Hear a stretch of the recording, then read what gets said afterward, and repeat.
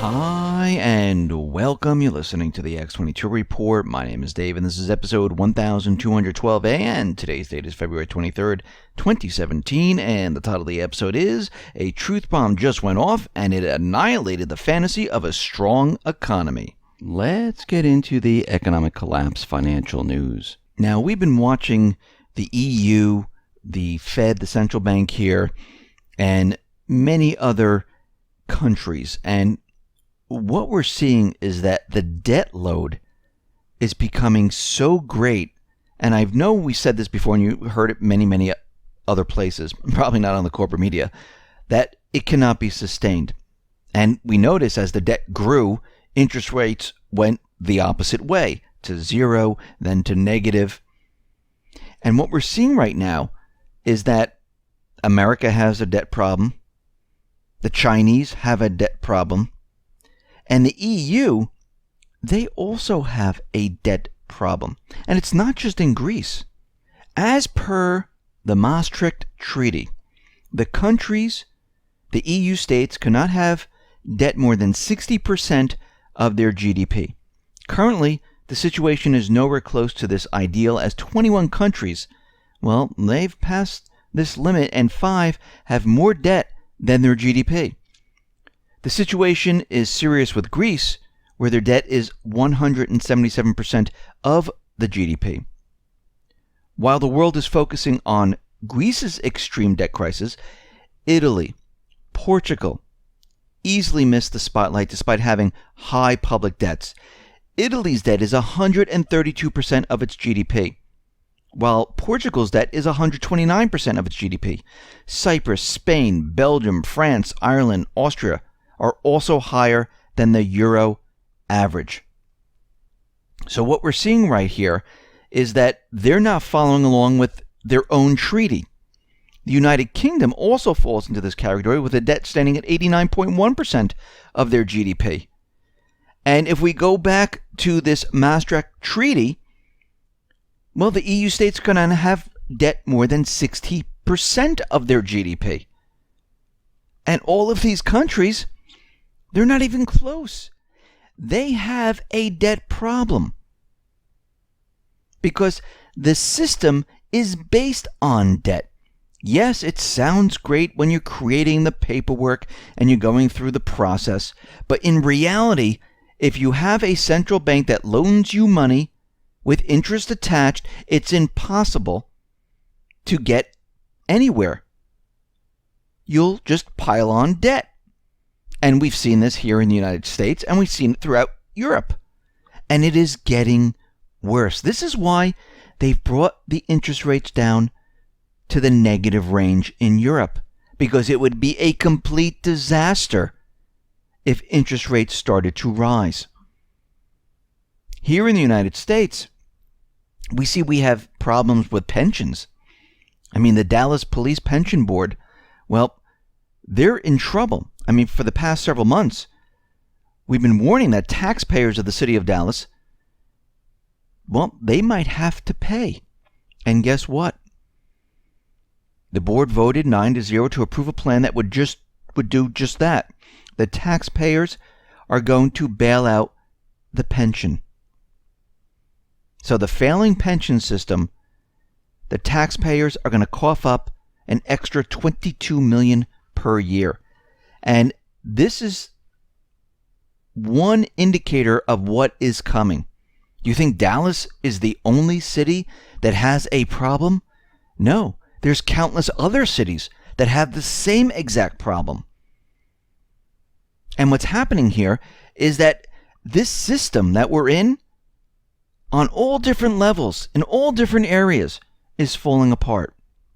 Now, we've been talking about the housing market quite a bit. And there was a joint white paper by Adam and Clear Capital titled Landlord Land that analyzes who's behind the U.S. housing boom that drove home prices to all-time highs. And in many markets far beyond the prior crazy bubble highs, even as home ownership, well, plunged to 50-year lows, which is the first indicator that tells us something else is going on here. Now, first-time buyers are the crux to a healthy housing market. But guess what? They aren't buying pretty much at all. In 2012, buyers with FHA-insured mortgages, who are typically first-time home buyers with low down payment, well, according to this report, accounted for 25% in 2012. And this was of all home purchases. In 2013, their share dropped to 20%. In 2014, it dropped to 18%. So the question is, who then is buying? Who is driving this housing market? Is it institutional investors? Well, they include the largest buy-to-rent Wall Street landlords, some with over 40,000 single-family homes. Now, they did this between 2009 and 2013. And what happened was the housing prices continually moved up and up and up and up. And of course, Case-Shiller looks at 22 cities, and then that's it. We've been noticing that prices are starting to come down, even in some of the 22 cities. Institutional investors, they started to step back. This is how a bubble is created. Because institutional investors, they go out and they purchase these things very, very cheaply. They hold on to them. Rent them if you can. Banks are instructed to keep houses off the market. So if someone forecloses, don't put it on the market. It drives the prices up. And when they get them up high enough, they step back. And when they step back, what happens? They bring in the small investor. And that is what is happening right now. This is what this report is saying. The small investor has jumped into the housing market where they have flippers and they're trying to rent and all these things. So what they've been doing right now is in 2015 and 2016, investors have pulled back. Small investors, the mom and pop, everyday person who says, I'm going to purchase a house, rent it out, or maybe 2 houses, rent it out, because prices keep going up. Well, they're getting at the point where it's at its height and it's starting to come down. They just don't realize it yet. So what's happening right now is these small investors are buying up the houses, and the housing market's starting to fall apart. Actually, we saw this back in 2008, prior to this. Small investors were coming in. People owned 3, 4, 5 different homes. They were renting them out because they said, whoa, look at the prices. They're going up incredibly high. And what happened? Things rapidly fell apart. Now, the Fed's National Activity Index, and we've been looking at this for quite a while, well, it dropped in January, missing expectations as 49 of the 85 subcomponents deteriorated. Now, the Chicago Fed National Index, which draws about 85 economic indicators, was minus 0.05 in January versus 0.18 in December. Now, what's very interesting about this is that every time this index goes below 0, we're in a recession, and things rapidly deteriorate. We saw this back in 2008. Prior to 2008, we hit a negative 0.3. And as we went into 2009, 2010, it dropped like a rock. We saw this in the year 2000 going into 2001. And we saw this going all the way back in time. And it's a good indicator to tell us where we are right now. So we're in the negative range. We have been since 2015. This illusion is about to fall apart. Now, Bundesbank, as we know, they've wanted all their gold back. Well, they're preparing for record losses once the ECB starts hiking rates. And they reported the smallest profit in more than a decade in 2016. And we can see right now that they're very worried because if Mario Draghi stops doing what he's doing, rates start to increase, they're getting prepared for something catastrophic.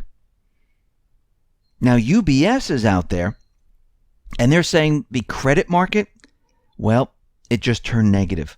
And we had many different interviews with Bill Holter, who said the credit market is going to freeze up. And what's very interesting right now is that UBS's RN Captain, I don't know if I said his name right, discovered in a report published overnight, the Swiss bank economist reported that most important variable when it comes to global economic expansion, that is credit. And it just turned negative for the first time in 3 years. UBS writes, our global credit impulse, covering 77% of global GDP, has suddenly collapsed. And what they're saying is that China, well, they have been the main source of this credit bubble. For over the last 18 months, it's been China. China is pulling back now. And what they're saying, it's just turned negative. And without a massive surge in debt creation, and without China in the credit market, things are going to rapidly fall apart. Bottom line, absent a new and even more gargantuan credit expansion by Beijing, which is not likely to happen anytime soon because they're cutting back, well, the so-called recovery, which is a complete illusion, it's fading away very, very quickly. And today, we had a truth bomb. Treasury Secretary Steve Mnunchin, well, he just came out and he said something very, very interesting. Mnunchin stated point blank that the Trump administration hopes to implement tax reform by August. Not 2 weeks from now, not even 2 months from now, but in August, which is very strange going into the latter part of this year. And this is their hope. This is not a hard deadline. He also announced that there's not much the administration can do to affect growth in the short term. Wait, what did he just say? He said there's not much the administration can do to affect growth in the short term. Well, for weeks we've been told by financial media, the corporate media, that, things are fantastic. The stock market's going up. We're hitting 5% GDP. Growth is just around the corner. This is what they've been saying for a very long time. That the economy's about to take off. Coming out of the hill, America's brimming with optimism on the economy. Bloomberg, investors' economic optimism surges to level not seen since 2011. U.S. stocks are at all-time highs from the Business Insider. So the Treasury Secretary is out there saying, listen, the truth of the matter is the administration can't do anything. It's not going to happen. Not this year, not next year. It's going to take a long time. Just to get to 3%, if possible. So what are we seeing here? They're slowly coming out, letting you know the economy is not strong. That this year, GDP, it's not going to grow. It's going to fall apart. It's going to decline. The real number is going to shine through. And there's nothing the administration can do. Because this economy was built on an illusion. So let's put all this together here. We have the Fed index telling us that we're in a recession right now. And we have many other indicators showing that we're in a recession. We see retail contracting, housing imploding. We have the small investor now in and the big investors are out. We're seeing the same thing happening in the stock market. I mean, think about what's happening here. Then we have Bundesbank. Well, they're preparing for a catastrophe. UBS is saying their credit impulse just gone negative. That credit's going to freeze up and we're expecting some type of crash. So if you stop preparing and you thought everything was going to be fantastic, this is just the beginning. We're heading down a path where things are rapidly falling apart now. And information that we've never seen before is actually coming out, telling us. I mean, it started as a whisper years ago. And the whisper got louder and louder. Now, they're telling you something's wrong. Something's not right here. Remember, Obama handed an economy off to Trump, which was very, very strong. It was a lie. Now the truth is coming out. Slowly but surely. They can't shock everyone. It would be a disaster. So they're letting it out very slowly. The corporate media now is backpedaling. Well, the economy might be getting worse, and Trump might try to use alternative facts to say that it's doing a lot better. They're in scramble mode. They don't know what to do. And we can see that they're already showing us that the economy is not strong right now. So if you thought that everything was going to be fine, think again. Because if you ever think about it, every time you think things are perfect and okay, all of a sudden, things rapidly deteriorate and fall apart. I mean, in 2008, they told everyone that everything was fine. August, it looked incredible. Stock market going up, housing contained. No one knew that anything was wrong. They all thought everything was great until 2 months later, when everything started to fall apart. Listen, everyone, thanks a lot for listening. Be well, be safe, and especially be prepared. Thanks a lot.